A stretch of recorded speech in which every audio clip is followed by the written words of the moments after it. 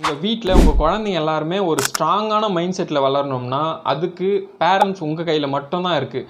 அதுக்கு நீங்கள் என்னென்னலாம் பண்ணணும்னா, உங்கள் குழந்தைங்களுக்கு முன்னாடி நீங்கள் நல்ல நல்ல ஆக்டிவிட்டீஸ்லாம் பண்ணணும். அதே மாதிரி நல்ல நல்ல விஷயங்கள்லாம் பேசணும்.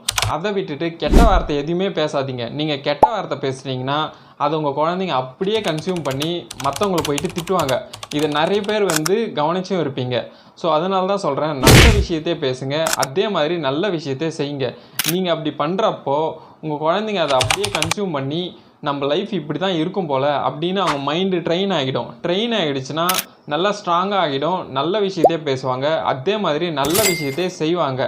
ஸோ அதனால் முடிஞ்ச வரைக்கும் ஆர்டிஃபிஷியலாக அதை பண்ண ட்ரை பண்ணுங்கள். நேச்சுரலாக வரலனாலும் பரவாயில்ல, அவங்க முன்னாடி ஆர்டிஃபிஷியலாக நடிங்க கொஞ்ச நாளைக்கு. அட்லீஸ்ட் ஒரு 3 வருஷத்துக்காச்சும் அது மாதிரி பண்ணுங்கள்.